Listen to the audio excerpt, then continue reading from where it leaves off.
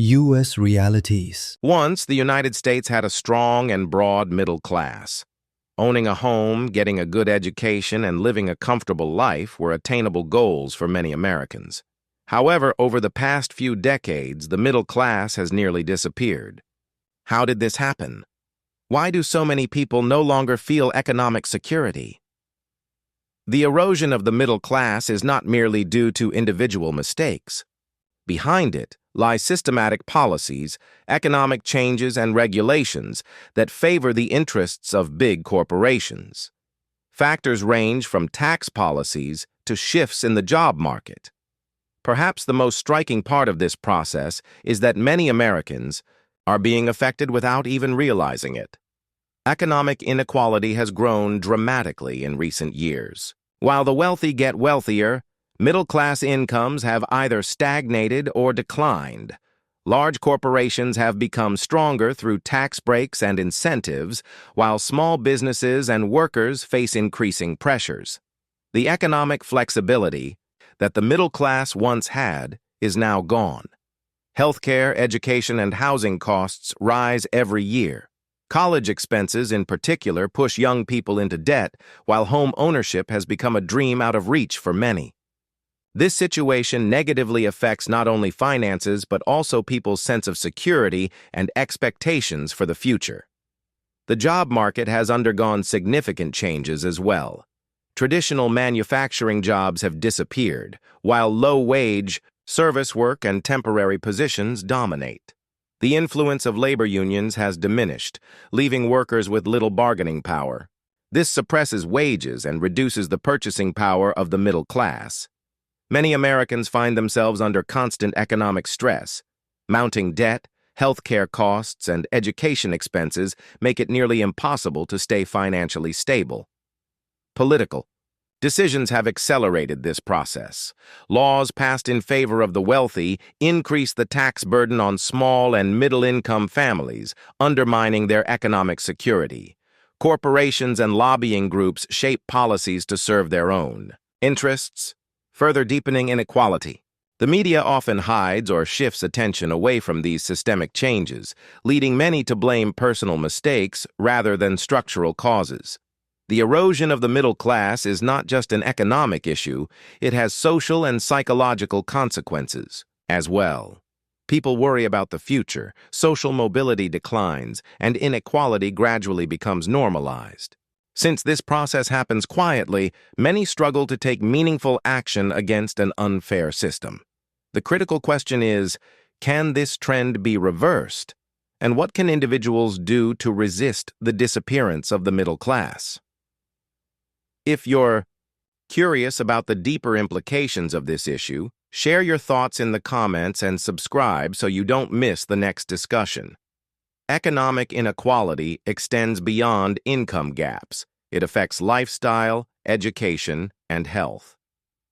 The decline of the middle class impacts people socially as well as financially. Opportunities for quality education increasingly favor higher-income families, limiting upward mobility and deepening class divides.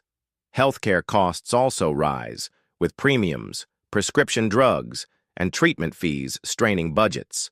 Many families must rely on debt to manage emergencies, creating cycles of financial pressure that span generations. The influence of large corporations is not only economic. Their political and media influence shapes public perception, often making middle-class struggles invisible or attributing them to personal failings. Job insecurity, weakened unions, and flexible work arrangements reduce workers' bargaining power and undermine the economic stability of the middle class. Debt systems further constrain middle-class families. Student loans, mortgages, and consumer debts limit financial freedom. With stagnant incomes, debt accumulates, eroding economic security and creating generational cycles of financial stress.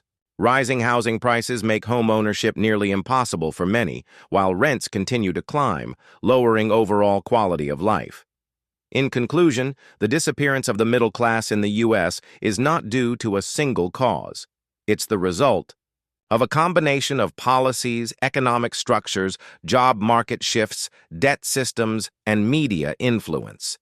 This affects not only individuals but society as a whole, threatening long-term social mobility, trust, and fairness. What do you think? Can this systematic change be stopped? Share your thoughts in the comments and subscribe if you want to follow more discussions. In the previous discussion, we examined the fundamental reasons behind the erosion of the middle class and the systemic processes at work. Now let's explore the social and individual consequences, potential solutions, and the broader impact on America's future. The disappearance of the middle class is not just an economic problem, it's a social crisis. People live without income security, struggle to provide quality education for their children, and take on debt to cover healthcare costs. This situation affects not only families but the sense of security across society. One major consequence is the decline in social mobility. Previously, individuals from low-income families could rise into the middle class through education and employment opportunities. Today, these opportunities are increasingly limited. The cost of education, rising housing prices, and healthcare expenses make it difficult for young generations to reach the middle class. This entrenches class divisions and increases opportunity inequality. Economic stress also has psychological effects. Many middle-class individuals are burdened by debt and worried about the future. This stress impacts family relationships, work performance, and overall quality of life. People struggle to make long-term decisions or investments because of constant financial uncertainty. The systematic erosion of the middle class parallels the growing power of large corporations and lobbyists. These actors shape political processes in their favor. Tax policies, labor laws, and economic incentives are often designed to benefit major capital. Small businesses and workers face increasing pressure, weakening the economic and social strength of the middle class. Technological changes also impact the middle class. Automation and artificial intelligence reduce traditional jobs while expanding low-wage service work. Many individuals find that skills they spent years developing are no longer sufficient, and retraining is often prohibitively expensive. Debt and credit systems systematically pressure the middle class. Student loans, mortgages, and consumer debt restrict financial mobility.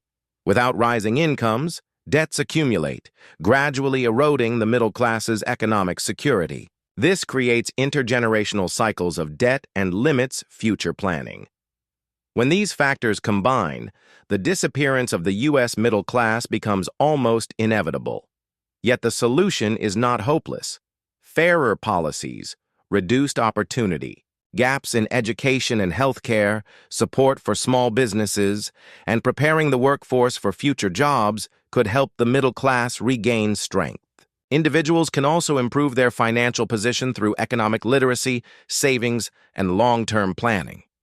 Ultimately, the systematic erosion of the middle class in the U.S. stems from a mix of economic, political, and social factors. Being aware of this is crucial for individuals and society. What do you think? Can this trend be reversed? Share your thoughts in the comments, and if you are interested in content like this, subscribe so you don't miss future discussions. The future of the middle class shapes the future of us all, and talking about it is the first step toward solutions.